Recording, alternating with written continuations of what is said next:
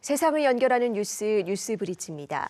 그동안 소수 취향의 마니아 문화로 평가받던 가상가수, 즉 버추얼 아이돌 시장이 최근 K-팝 산업의 새로운 주역으로 떠오르고 있습니다. 이 대중문화 시장에는 어떤 영향을 미칠지 동아방송예술대학 심희철 교수와 이야기 나눠보겠습니다. 교수님 어서 오세요. 네, 안녕하세요. 예, 요즘 정말 이 버추얼 아이돌 시장이 뜨겁다고 하는데요. 그렇죠. 최근 태국 방콕에서 열린 서울 가요대상에서는 역사상 처음으로 또 수상자가 나오기도 했다고요. 네, 지난 2일 태국 방콕에서 열린 제33회 서울 가요대상에서 33년 역사상 처음으로 버추얼 아이돌 플레이브가 뉴웨이브 스타상을 수상을 했습니다.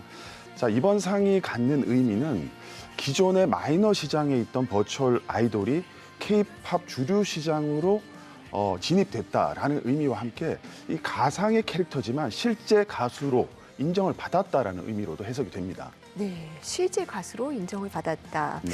그런데 이 버추얼 가수 또 버추얼 아이돌이라고 하면은 생소하게 느끼는 분들도 많을 것 같거든요. 그렇죠. 먼저 개념부터 짚어볼까요? 버추얼 아이돌이라고 하면 이제 쉽게 말해서 컴퓨터 그래픽 그리고 인공지능으로 만들어진 가상의 캐릭터로 활동하는 아이돌을 말하는데요. 예전에는 주로 이제 온라인 공간에서만 활동하는 좀 평면적인 그런 존재였다면 요즘은 기술의 발전이 많잖아요. 그래서 콘서트도 하고요, 버스킹, 뭐 팬 미팅, 그리고 라이브 방송과 같이 다양한 오프라인 활동, 그리고 무엇보다 쌍방향 소통을 통해서 활동을 하면서 기존의 K-팝 가수를 닮아가고 있다는 특징이 있습니다. 네, 소통하는 방식이 굉장히 다양하네요. 이 실제 K-팝 가수들과 유사한 활동들이 이어가고 있다고 하셨는데, 그다음에 최근 들어서 이들이 대중에게 인기를 얻게 된 이유는 뭐라고 보십니까? 우선 코로나 이후에 이제 비대면 활동이 늘어나면서 이 가상의 공간에서도 우리가 소통할 수 있는, 예를 들면 그 메타버스와 같은 이런 공간들이 우리 일상으로 많이 다가오지 않았습니까? 여기에 BTS, 블랙핑크 등 K-팝 가수들의 아바타와 부캐릭터들이 이 공간에서 활동을 하면서 버추얼 아이돌 시장의 문이 활짝 열렸다고 생각을 합니다. 그리고 태어날 때부터 이런 문화에 익숙한 알파 세대라고 하거든요. 네. 1020, 그러니까 Z세대와 알파 세대를 묶어서 이 세대들이 버추얼 아이돌 이 소비 시장을 주도를 하고 있습니다. 그런데 재밌는 점은요, 이들의 얘기를 들어보면 버추얼 아이돌은 스캔들이 없다고 합니다. 네. 그리고 뭐 음주나 마약과 같은 일탈 행위도 없고요. 네.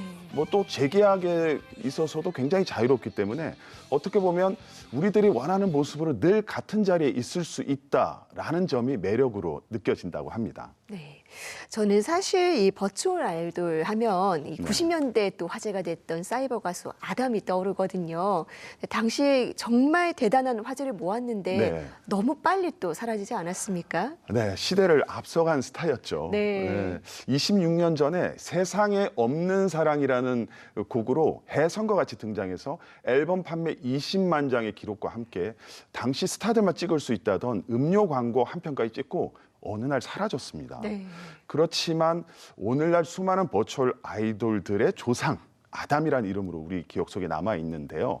사실 좀 이후에 시간이 지나서 복귀에 대한 논의가 있었다고 해요. 그런데 이제 성사되지는 않았고 어떻게 보면 버추얼 아이돌은 나이가 들지 않잖아요. 네. 그래서 뭐 지금도 여건만 되면 복귀가 가능합니다. 그리고 만약에 복귀를 해야 한다면 일반 연예인처럼 저는 이런 해명이 좀 필요하다고 생각해요. 당시에 왜 은퇴를 했는지, 그리고 지난 26년간 어떻게 생활을 했고 지금 이 시점에 복귀를 하는 이유는 무엇인지, 이런 스토리텔링이 필요하지 않을까, 이런 생각을 해봤습니다. 그다음에 이 초기에 이 버추얼 가수가 단명할 수밖에 없었던 이유는 뭘까요? 어떻게 보면 그 캐릭터를 구현할 수 있는 기술적 기반이 당시에는 좀 부족했고요.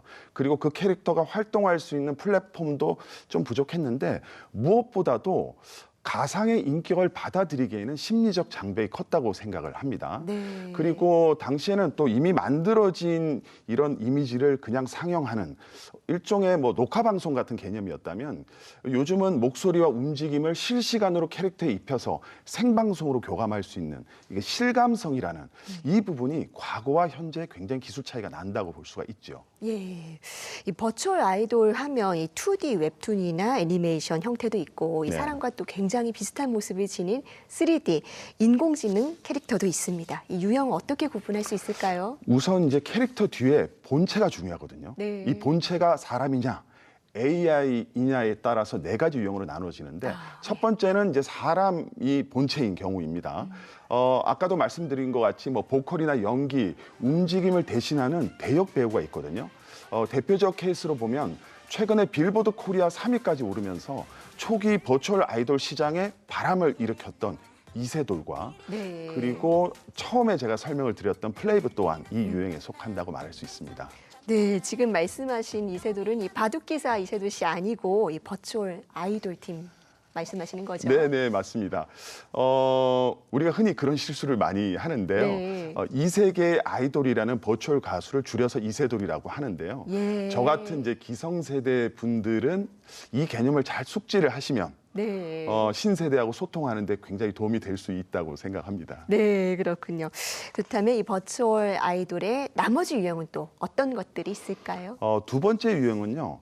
아까 말씀드린 대로 캐릭터 뒤에 있는 본체가 AI 인공지능이에요. 네. 그 얼마 전에 있었던 뉴욕 그 타임스퀘어 전광판에 등장한 메이브가 대표적 케이스예요. 아, 예. 이 메이브 같은 경우는 AI가 엄청 발달을 했습니다. 이 AI를 통해서 인간의 얼굴을 800개를 무려 구현이 가능하고요. 네. 그 음성 같은 경우도 사람의 감정, 미세한 감정, 정서까지 담아낼 수 있는 AI가 탑재되어 있다고 합니다. 그리고 세 번째 유형은 이제 혼합 유형입니다. 실제 인간 멤버 5명 그리고 AI 멤버 2명이 이렇게 합쳐서 방송이라든지 공연을 함께하는 이런 유형인데 7인조 그룹 슈퍼카인드가 바로 여기에 속합니다. 그리고 이제 네 번째 경우 마지막인데요. 그룹 에스파 아시잖아요. 네. 에스파 같이 실제 가수는 있지만 이 아바타가 가상 공간에 이렇게 활동할 수 있는 부캐릭터 유형으로 나눠질 수가 있습니다. 네, 이제 인공지능 감정선까지 담아낼 수 있다고 하니까 네. 정말 기술의 진보가 놀랍게 다가오는데요. 네네. 이 말씀해주신 유형 중에서 이 실제 본체가 있는 경우에는 이 캐릭터 뒤에 있는 사람이 누구인가 또 궁금해할 분들도 많이 계실 것 같아요. 반응이 어떻습니까? 그 궁금할 수가 있잖아요. 예. 본체가 누구인지. 그 개념을 잘 이해하려면 여기가 이제 EBS잖아요. 네. 여기에 펭수가 스타잖아요. 예, 펭수의 그렇죠. 개념을 생각해 보시면 이해가 쉬울 것 같은데 처음에는 그 캐릭터 뒤에 있는 그 본체가 누구인지 궁금하기도 하고 또 캐릭터를 우리가 접했을 때 좀 가짜 같다라는 이미지가 들 수 있지만 시간이 점차 지나면서 우리는 캐릭터에 몰입을 하게 되고 그 캐릭터를 그 자체를 즐기게 되면서 서서히 본체에 대한 관심은 사라진다고 합니다.